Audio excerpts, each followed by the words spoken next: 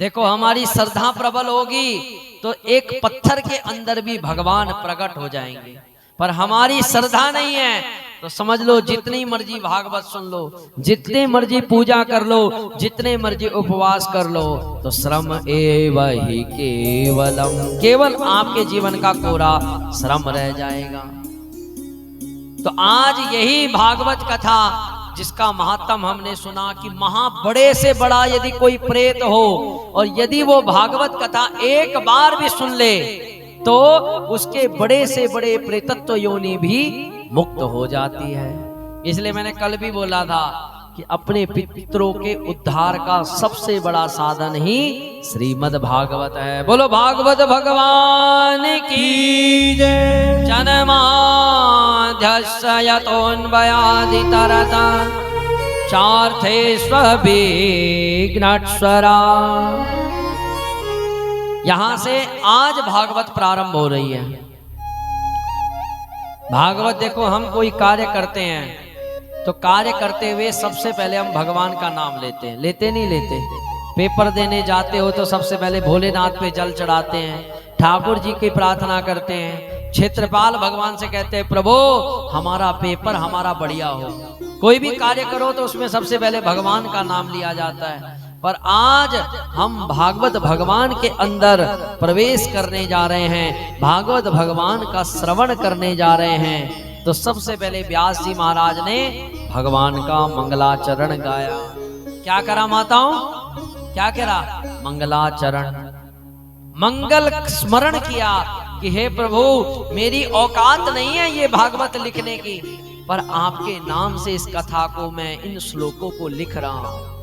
इतना प्यारा श्लोक है माताओं, इतना प्यारा, मुझे लगता है हर सनातनी को ये श्लोक याद कर लेना चाहिए। फिर दोबारा श्रवण करेंगे।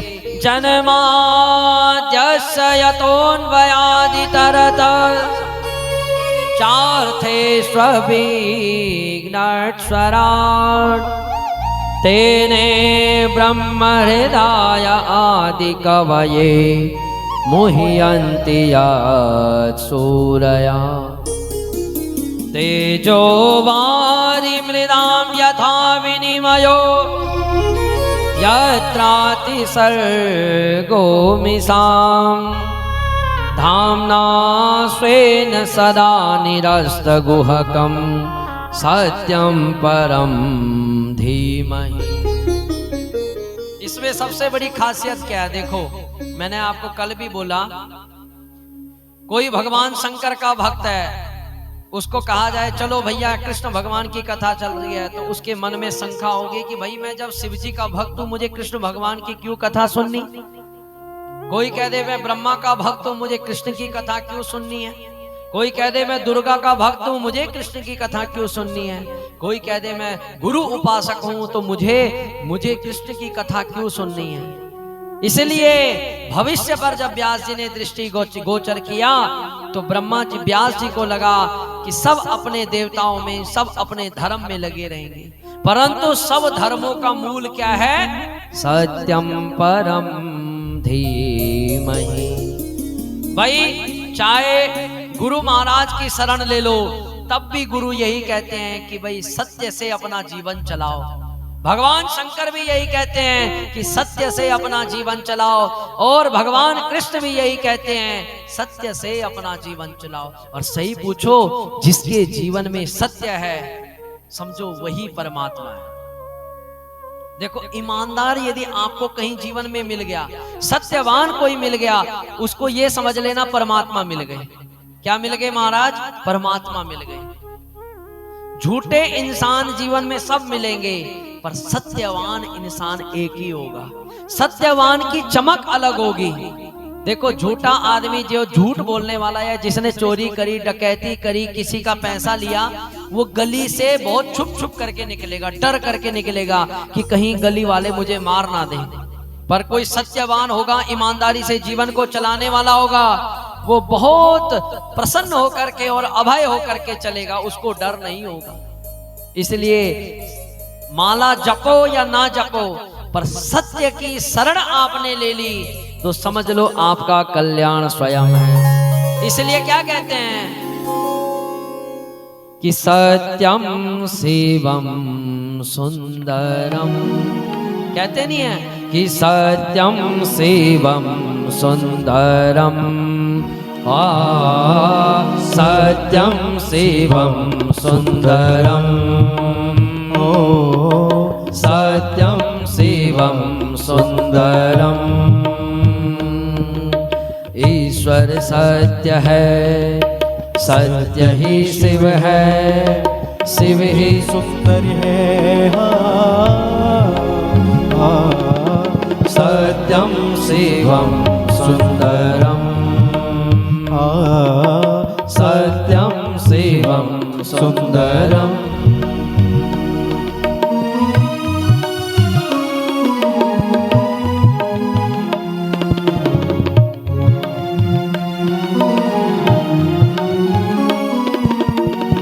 राम अवधि में, राम अवधि में, काशी में शिव, कान्हा वृंदावन में। ओ दया करो प्रभु, देखो इनको, दया करो प्रभु, देखो इनको। हर घर के आनंद में ओ राधा मोहन शरणम, सत्यम शिवम सुंदरम, सत्यम शिवम सुंदरम। इसलिए महाराज, जिसके जीवन में सत्य है, ये समझ लो उसने भगवान को प्राप्त कर दिया। इसलिए जब सत्य की यहाँ पर सत्य देवता के बारे में बताया गया है, इसलिए ये कथा में चाहे भगवान विष्णु के भक्त हों, चाहे शिव के भक्त हों, चाहे गुरु के भक्त हों, सबके लिए कथा सुलभ है, क्योंकि सब सत्य की ही शरण ग्रहण करा। मैंने बोला ना कल, आटा एक है, चाहे उसकी पूड़ी बना करके खा लो, चाहे परोंठे बना करके खा लो, चाहे ब्रेड बना करके खा लो, पर मूल में क्या है? आटा है। इसलिए हमारी बुद्धि में भ्रम है कि ये देवता ये हैं, ये देवता ये हैं, ये देवता ये हैं, पर मूल में केवल सत्यम परम धीमहि। बोलो सत्य भगवान की जय। परंतु भागवत में उसी सत्य को भगवान कृष्ण के रूप में लिया गया है। जब भगवान गर्भ में आए तो ऋषि मुनि प्रकट हुए, देवता प्रकट हुए, और देवताओं ने भगवान कृष्ण को सत्य सत्य कह करके पुकारा। सत्यमृतम सत्य परम ति सत्य, सत्यस्य योनि निहितं च सत्ये, सत्यस्य सत्यामृत सत्य नेत्र, सत्यात्मकं त्वं शरणं प्रपन्ना। तो भागवत में सत्य को भगवान कृष्ण ही बताया है, इसलिए हम इस मंगलाचरण में भगवान कृष्ण को ही घटाने का प्रयास करेंगे। हमारा सबसे बड़ा सौभाग्य है, हमारे पंडित जी महाराज शास्त्री जी हमारे सामने विद्यमान है, गुरु महाराज भी यहाँ पर पधारे हैं, तथा ब्राह्मण देवताओं के सानिध्यता में ये कथा हो रही है। तो मैं श्लोक भी बोलूंगा तो मुझे सुनाने में भी आनंद आएगा, क्योंकि उसको कोई समझने वाला होगा। तो इसलिए बड़े ध्यान से, गंभीरता से, कथा के प्रारंभ में निद्रा बहुत आती है। क्या आती है? निद्रा। तो ऐसे क्या करना है, ऐसे थोड़ा कमर सीधी रखना, क्योंकि उस विशेष चीज प्राप्त करने के लिए, कुछ विशेष चीज प्राप्त करने के लिए थोड़ा तपस्या जरूरी है कि नहीं? है कि नहीं माता? विशेष चीज प्राप्त करनी है, विद्यार्थी ने विद्या प्राप्त करनी है, तो उसको रजाई का त्याग करना पड़ेगा, या रजाई में बैठे हुई विद्या नहीं पढ़ी जा सकती। हम जब गुरुकुल में रहते थे तो 3 बजे 4 बजे हमारे को वहां उठा दिया जाता था। 5 बजे दूसरी घंटी बजती थी, यदि 5 बजे तक कोई नहीं उठा, ये समझ लो उसने हफ्ते तक नहीं उठना, इतना वो मार खाता था। सीधी और स्पष्ट है। अब तो हमने अपने बच्चों को कितना सुख दे दिया, ले बेटा उस रजाई में तू चाय भी पी ले, ले बेटा तू दूध भी पी ले बेटा तू परोंठे भी खा ले। अब उसने खा लिए 4 परोंठे घी के साथ, क्या वो पढ़ लेगा? सच्ची बोलना, वो पढ़ लेगा? कदाचित नहीं। इसलिए 5 लक्षण बताए हुए चाणक्य ने। कितने लक्षण बताए? 5 लक्षण। काक चेष्टावको ध्यानम श्यान निंद्रा ततेव च अल्पहारी ग्रह त्यागी विद्यार्थी 5 लक्षण। माताओं याद रख लो, अपने बच्चे को यदि बड़ा आदमी बनाना है तो आप भी ये 5 लक्षणों को ग्रहण कर लो। विद्यार्थी के अंदर पहला लक्षण क्या? काक चेष्टा, कौवे जैसी चेष्टा होनी चाहिए। कौवा हर समय ताक में बना रहता है कि कब आएगा, कब रोटी गिरेगी और कब पटक दे के मैं उसको उठा करके कब गुड़ुप कर दूं। ऐसे विद्यार्थी वही होना चाहिए। पुस्तक पढ़ी जा रही है, पृष्ठ बदले जा रहे हैं और कब उसमें से कोई महत्वपूर्ण चीज आए उसको ग्रहण कर लो। ऐसी भागवत चल रही है और आपकी भी आंखें कौवे जैसी होनी चाहिए। पर ज्यादा भी मत घूरना, मेरे को भी लगेगा कि ज्यादा ही हो रही गंभीरता। कौवे जैसी आंख, जैसे कोई भागवत में कोई बात आ गई तुरंत हृदय में बिठा लो। बको ध्यानम, बक कहते हैं बगुले को। जैसे बगुला एक टांग पे सरोवर में खड़ा रहता है, उसकी भी बड़ी गंभीरता होती है। मछली बड़ी तीव्र बुद्धि की होती है, यदि उसको हल्की भी कंपन मिली तो तुरंत मछली गोविंदाय नमः भाग जाएगी। इसलिए बगुला बड़े शांत होकर के खड़ा रहता है और जब मछली आई उसको भी पकड़ा और उसको भी गोविंदाय नमो नमः। बको ध्यानम स्वान निद्रा। निद्रा कैसी हो? स्वान मतलब कुत्ते जैसी। किसके जैसी महाराज? कुत्ते जैसी। भाई विद्यार्थी का ये नहीं पता होना चाहिए वो किस समय सो रहा है और किस समय उठ रहा है। पर आजकल के वो विद्यार्थी नहीं कि महाराज 9 बजे उठा जा रहा है। मुझे लगता है कि रात्रि को जो हम 11, 12, 1 बजे तक पढ़ते हैं वो निरर्थक है। हमारी बुद्धि में इतनी तीव्रता नहीं होती उस समय पे जितनी तीव्रता सुबह ब्रह्म मुहूर्त में होती है। ब्रह्म मुहूर्त में उठो, स्नान करो और तुरंत अपने आसन पर बैठ जाओ। उसमें चाहे विद्या ग्रहण कर लो, चाहे संध्या कर लो, चाहे कोई मर्जी काम कर लो, उसमें सफलता मिलेगी। परंतु सुबह 9 बजे तक, 10 बजे तक सोना है और रात को 1 बजे तक उठना है, तो उससे हमारा साधन बिगड़ेगा, हमारी विद्या भी बिगड़ेगी। स्वान निंद्रा तथैव च। और सबसे महत्वपूर्ण अल्पहारी। सबसे महत्वपूर्ण क्या माताओं? अल्पहारी।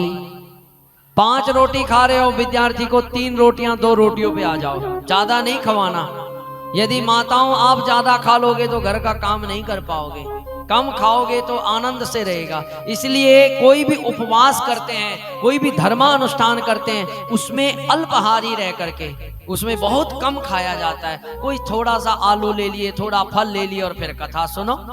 तो इसी प्रकार ये भागवत अल्प होकर के बिल्कुल तंदुरुस्त होकर के और बिल्कुल आलस्य रहित होकर के कथा सुनी जाए तो तुरंत आपके हृदय में बैठेगी। बोलो भागवत भगवान की जय। भगवान अजन्मा है महाराज। भगवान का जन्म नहीं होता, परंतु अपने भक्तों को परम आनंद देने के लिए भगवान इस धराधाम पर पधारते हैं। आप कहोगे कि प्रभु आए तो आए क्यों? अरे भगवान तो कृष्ण ये कंस को मारने के लिए आए, भगवान तो रावण को मारने के लिए आए। तो मैं आपसे एक ही चीज पूछता हूँ, जिस भगवान के एक इशारे से ये सृष्टि का प्रलय हो सकता है, तो क्या भगवान विष्णु ऊपर बैठे हुए अपना सुदर्शन छोड़ करके क्या कंस को नीचे नहीं मार सकते थे?